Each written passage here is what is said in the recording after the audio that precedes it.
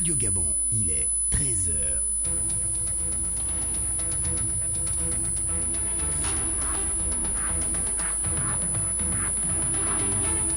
Le journal.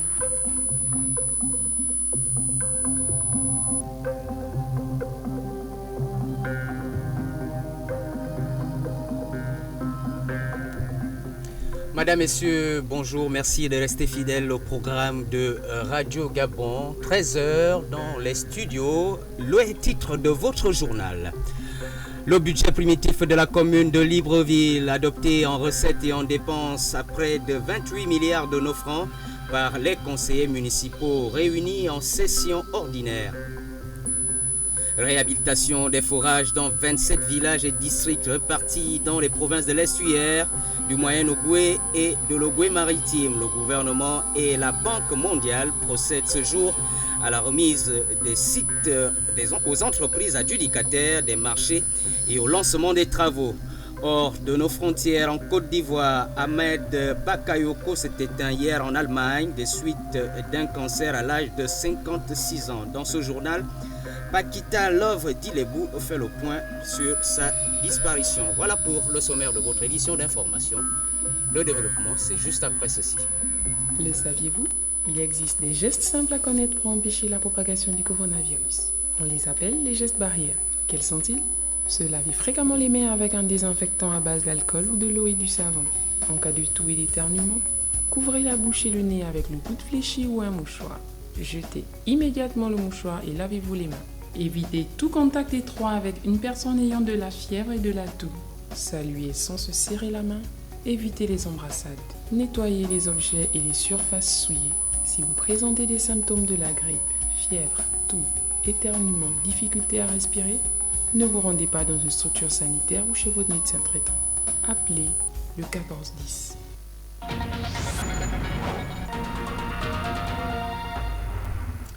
Vous êtes sur Radio Gabon, la référence, et vous avez raison. Votre journal, co-présenté par Lise Obonangoro. Lise, bonjour. Bonjour, Vibrian Aseko.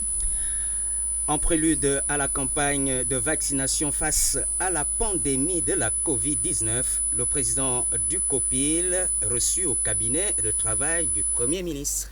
Rose Christiane Osuka Rapanda vient d'être édifiée sur le plan national de vaccination par le ministre de la Santé, le docteur Guy Patrick Ndon, à la faveur d'une séance de travail. Le point avec Ré Moussavou. Pour lutter efficacement contre la Covid-19, le ministre de la Santé vient de présenter au chef du gouvernement Rose Christiane Osuka Rapanda le plan national de vaccination. Le docteur Guy Patrick Obiandong, ministre de la Santé. Lors de son discours à la Nation le 31 décembre 2020, le président de la République, chef de l'État, avait instruit le gouvernement à pouvoir élaborer un plan national de vaccination. Donc ce plan a été présenté à Madame le Premier ministre et il y a eu quelques apports nécessaires qui nous permettront de finaliser ce plan pour que le Premier ministre à son tour puisse le remettre au président de la République, chef de l'État. Les discussions entre le Gabon et ses différents partenaires vont bon train. Les premières doses de vaccins vont être administrées dans les jours à venir. Les négociations avec nos différents partenaires, aussi bien multilatéraux que bilatéraux, ont beaucoup avancé. Donc dans les tout prochains jours, certainement que nous aurons l'arrivée des premières doses de vaccins, ce qui permettra à ce qu'une date soit fixée pour le démarrage de la campagne de vaccination. Cette campagne de vaccination vient ainsi s'adosser aux mesures barrières prises par le gouvernement pour faire face à la Covid-19 dont le cas zéro a été détecté le 12 mars 2020 à l'aéroport international Léon Mba de Libreville. Un an après, les autorités gabonaises multiplient toujours les stratégies pour vaincre le coronavirus. Juste après, le ministre de la Santé, le tour est revenu au président du Conseil économique, social et environnemental. René Demezo-Obian était lui aussi au cabinet du Premier ministre Rose Christiane Osuka. Objectif, remettre le rapport de la mission de 2 mois qu'il a effectué dans les 9 provinces du Gabon. Parmi les préoccupations des populations qui figurent dans ce document, la question du conflit homme-faune, Ré Moussavou. À l'immeuble du 2 décembre ce mercredi, le président du Conseil économique, social et environnemental, René Ndemezo-Obiang, est allé remettre à la première ministre chef du gouvernement, Rose Christiane Osuka Raponda, le rapport de la mission qu'il a effectuée à travers le territoire national. René Ndemezo-Obiang, président du CSE. Ce rapport contient les éléments de la tournée que nous avons effectuée à travers les 9 provinces du Gabon. Parmi les grandes lignes de ce document, les préoccupations des populations sur le conflit homme-faune.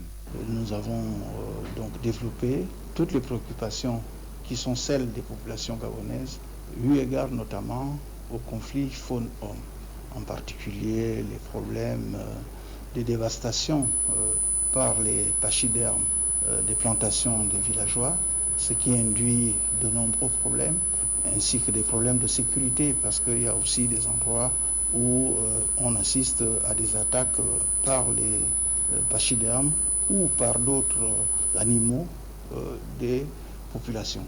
Tous ces problèmes, nous les avons percutés auprès de Madame le Premier ministre, mais nous sommes convaincus qu'elle prendra en compte toutes les observations que le Conseil économique, social et environnemental a voulu bien transmettre à Madame le Premier ministre et à travers elle à son Excellence Monsieur le Président de la République. Le conflit homme-éléphant a pour conséquence la baisse d'activité agricole en milieu rural et l'exode rural. Un problème qui préoccupe les autorités gabonaises. Le rapport sera remis au chef de l'État, Ali Bongo Ondimba. La terre, une fois de plus tremblé ces derniers jours au Gabon. La secousse sismique de faible magnitude a été ressentie dans plusieurs provinces du pays, Lise. Dans le souci de rassurer les populations sur ce phénomène naturel, le ministre en charge du plan climat, le professeur Lil White, était hier l'invité du 19h30, morceau choisi de son intervention recueilli par Ray Moussavou. Je sais que beaucoup de gens ont eu peur. C'est quelque chose qui n'arrive que très rarement au Gabon. On a eu un incident l'année dernière avec un tremblement de terre à Sao Tomé qui a été senti à Libreville par certaines personnes. Donc ces derniers 3 jours, on a senti des vibrations jusqu'à la Lopé, jusqu'à Malinga, jusqu'à Libreville par certaines personnes. Moi-même, je n'ai pas senti, mais certaines l'ont senti à Libreville. En effet, c'est un phénomène, on peut dire, normal. On parle souvent de l'effet que le Brésil et le Gabon, à un certain moment dans le passé, étaient collés ensemble. Et petit à petit, ils se sont divisés sur des millions, même des milliards d'années. Le milieu de la Terre, c'est de lave, c'est liquide. Et les continents flottent et bougent. Donc chaque année, ça bouge 2-3 cm. C'est minuscule. Donc pendant des centaines d'années, ça bouge un petit peu, un petit peu, un petit peu. Et à un certain moment, c'est comme un ressort qui est tiré. À un certain moment, quelque chose bouge. Et ça bouge là où il y a comme des fissures, là où il y a ce qu'on appelle des failles. Donc au Gabon, il y a des failles volcaniques. Il y a un volcan au Gabon, c'est le phare de Gombe, qui est éteint depuis 50 millions d'années. Il y a une faille qui lie le Gabon avec le Cameroun, où il y a les volcans actifs. Et les petites failles au sud de l'Ambaréné.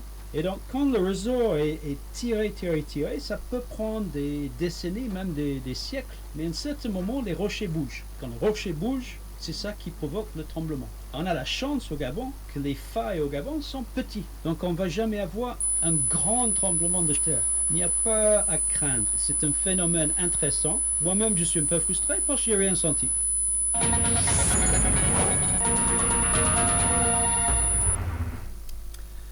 Vivre avec la maladie rénale, c'est le thème retenu cette année par la communauté internationale pour célébrer tous les 11 mars la journée mondiale du rein, Lisbonne. Cette journée vise à sensibiliser la population à l'importance des reins. Notre reporter Rokia Amogo Moneme nous fait connaître quelques généralités sur cet organe essentiel à l'être humain. Organe vital de l'être humain, le rein est l'appareil purificateur de l'organisme. Il assure la filtration du sang et l'évacuation par l'urine des déchets du corps. Dr Théophane Zamzé, néphrologue à la polyclinique El Rafa. Le rein est un organe vital. Ça veut dire que si cet organe arrête de fonctionner, la personne décède.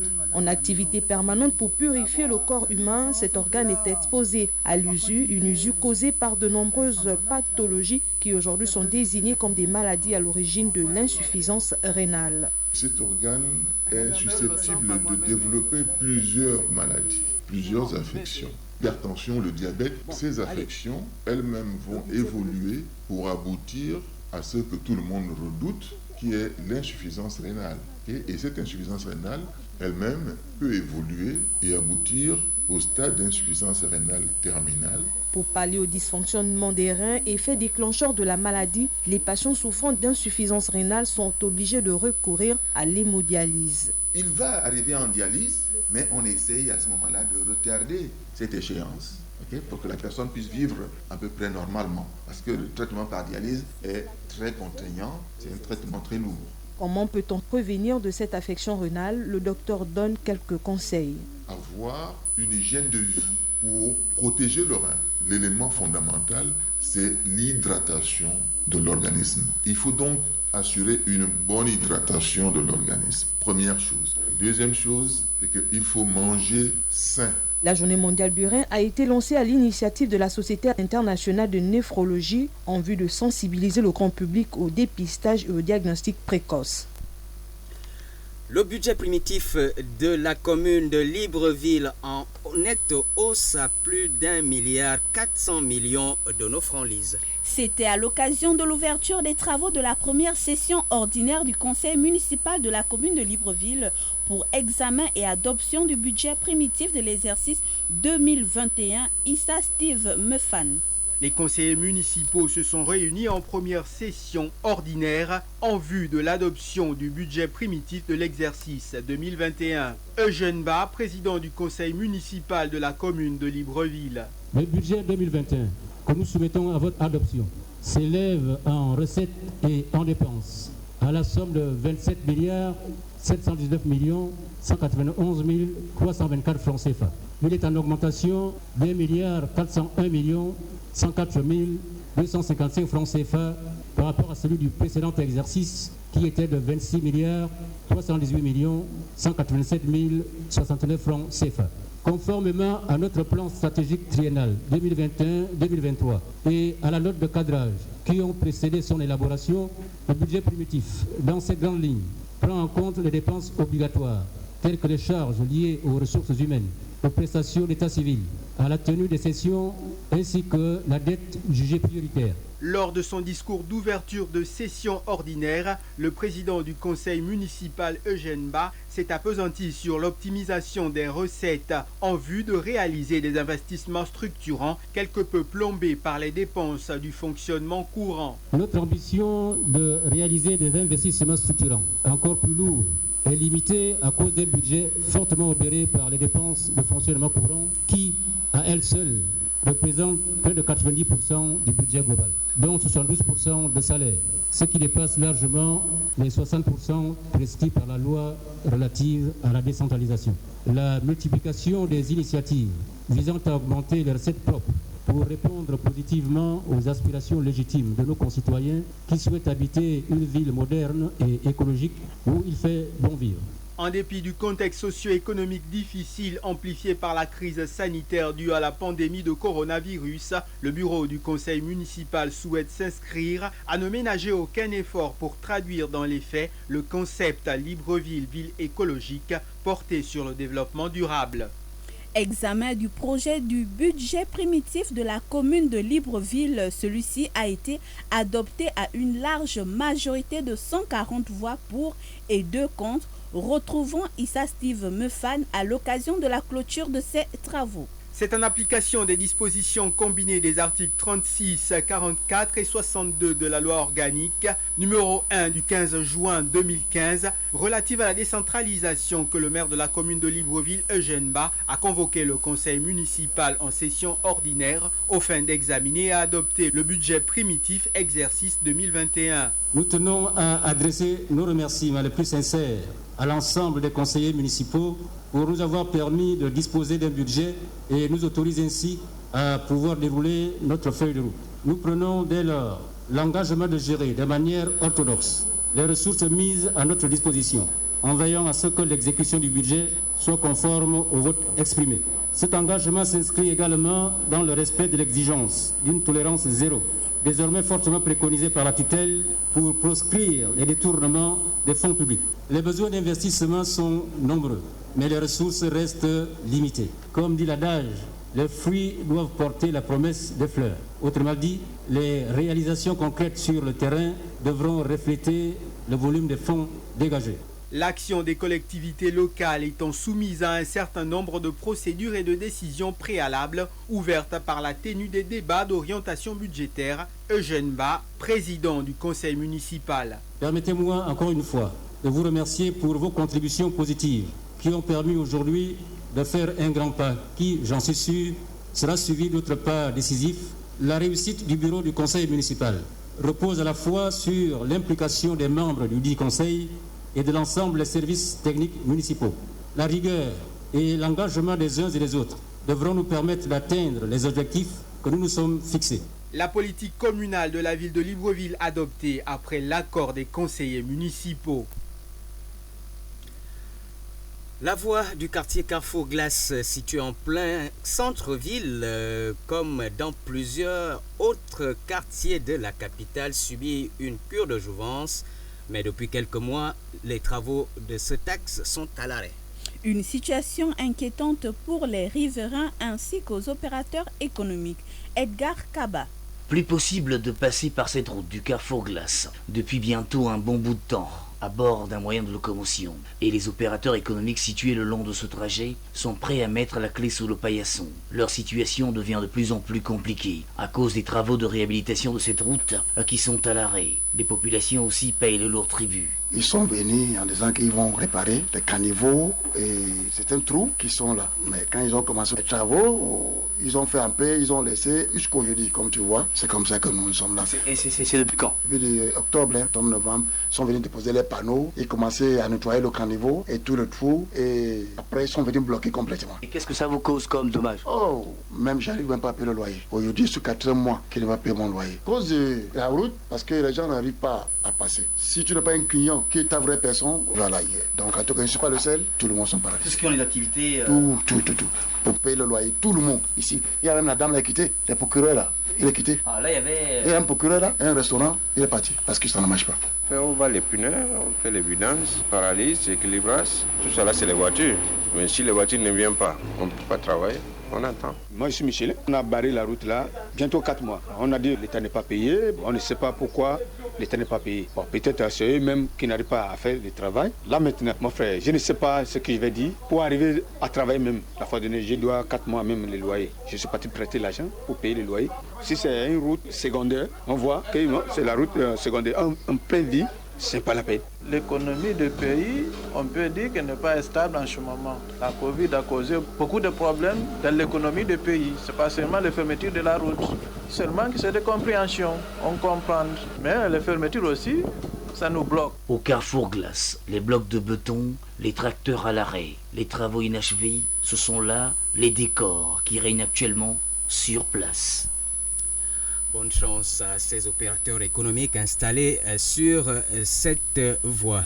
Après l'électrification de plusieurs villages des provinces de l'estuaire, de Langounié, du Wolentem et du Haut-Ogooué, le gouvernement en partenariat avec la Banque mondiale procède ce jeudi à la remise des sites aux entreprises adjudicataires et au lancement des travaux de réhabilitation des forages. C'est au total 27 villages et districts disséminés dans les provinces de l'estuaire du Moyen-Ogooué et de l'Ogooué maritime. Le point avec Achille Mwanda Moussoti. Dans les 27 villages et districts en termes de répartition, la province de l'estuaire bénéficie de 6, identifiés dans le département du Komomonda et la commune d'Akanda. 9 dans le Moyen-Ogooué, précisément dans les départements de l'Ogooué des Lacs et de la Bangabigné. Et enfin, 12 villages dans les départements de Benjé, Ndougou et Etimboué dans la province de l'Ogooué maritime. Ces travaux de réhabilitation des équipements hydrauliques d'un coût global estimé à un peu plus de 320 millions de francs seront exécutés pendant environ 4 mois par 2 entreprises adjudicataires. La remise des sites et le lancement des dits travaux seront effectués dans les régions précitées par les autorités locales, notamment les préfets, sous-préfets et présidents des conseils municipaux et départementaux qui assisteront au préalable à la présentation des ouvrages par les chefs des 2 délégations mises en place. La première est conduite dans le Goué maritime et le Moyen-Ogoué par Ange Mavungumbumba, coordonnateur et chef de projet accès aux services de base en milieu rural et renforcement des capacités. Et la seconde est conduite conjointement dans l'estuaire et le Moyen-Ogoué par Pierre Mabala, directeur de l'hydraulique rurale à la direction générale de l'eau du ministère de l'énergie et des ressources hydrauliques, et Claire Mbourou de la Commission nationale des TPE. Depuis Gamba, Achille, Mwanda Moussotsi, pour Radio Gabon la référence.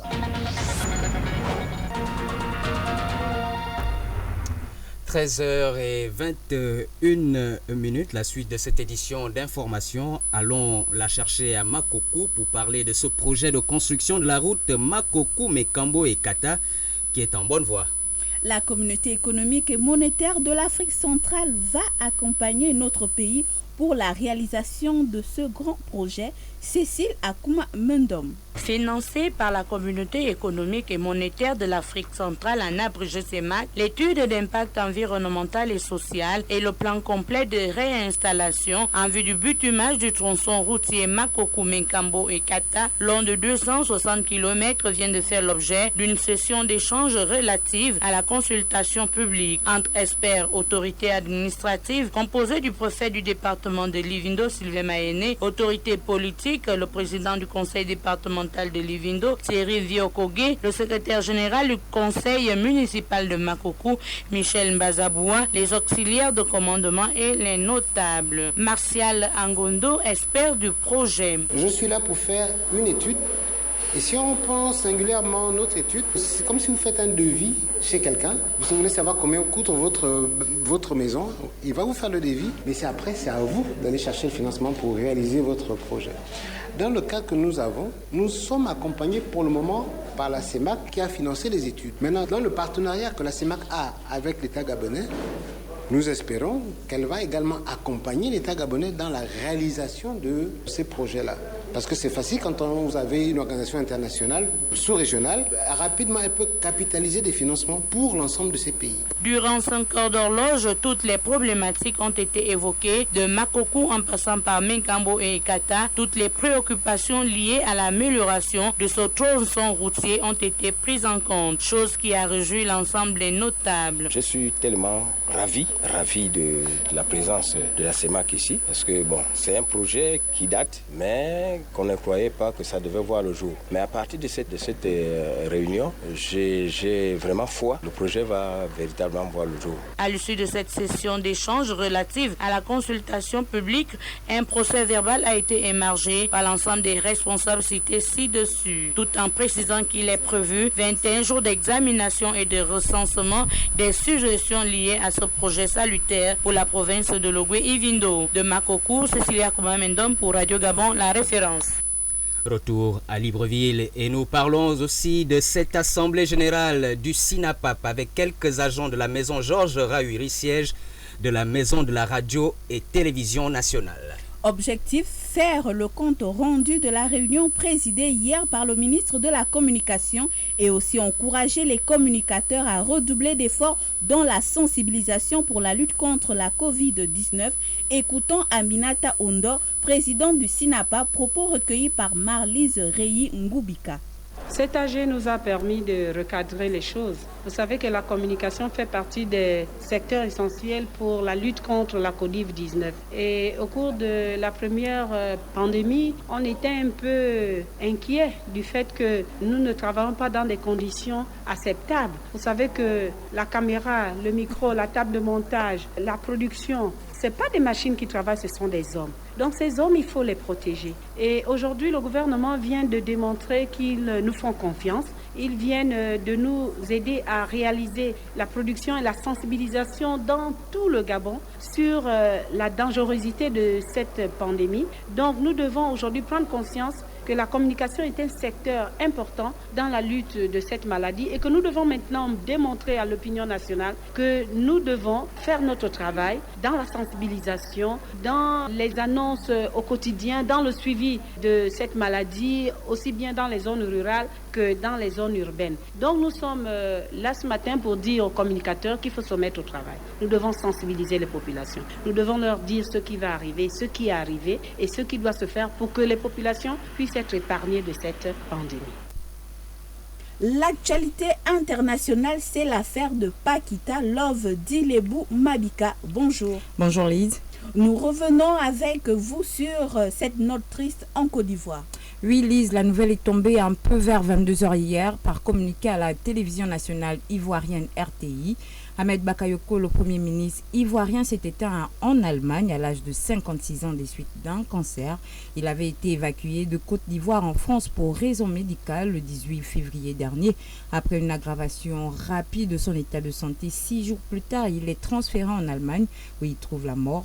Et pour revenir sur l'historique de l'homme, Ahmed Bakayoko, surnommé Ambak, a successivement été leader étudiant, journaliste, patron de radio, député, maire d'Abobo, ministre de l'Intérieur, ministre de la Défense, puis Premier ministre. Pilier de la politique ivoirienne, le disparu jouissait depuis longtemps d'une forte popularité. On reste en Côte d'Ivoire où beaucoup de députés entreront pour la première fois dans l'hémicycle dans quelques semaines, notamment ceux issus des rangs pro-Gbagbo, en l'occurrence son discret fils Michel Gbagbo, autre figure Augustin Yao Dia Oufouet, Jean-Louis Bilon, pour ne citer que cela. On termine par la Guinée. Une nouvelle vague de l'épidémie Ebola est signalée. Oui, tandis que le monde est rivé sur la pandémie de Covid-19, la Guinée est actuellement en proie à une sururgence du virus Ebola en région forestière dans le sud du pays. Au moins 9 personnes ont trouvé la mort sur la vingtaine de cas détectés. Les autorités se sont donné 6 semaines pour vaincre la maladie. Et il faut dire, Lise, que cette nouvelle vague d'Ebola arrive près de 5 ans après la première qui a fait plus de 11 000 personnes tuées.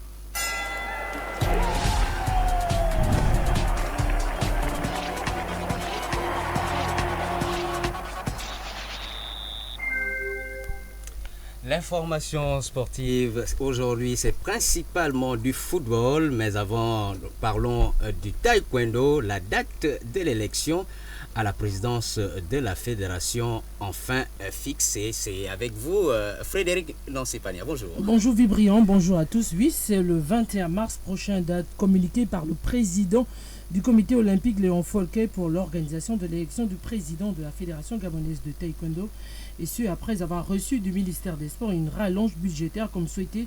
Cette élection va mettre fin au processus de normalisation du taekwondo gabonais. La veille de ce scrutin très attendu se tient l'Assemblée générale d'adoption des nouveaux tests. Les 3 candidats retenus en 6 jours de campagne du 13 au 19 mars pour convaincre le collège électoral.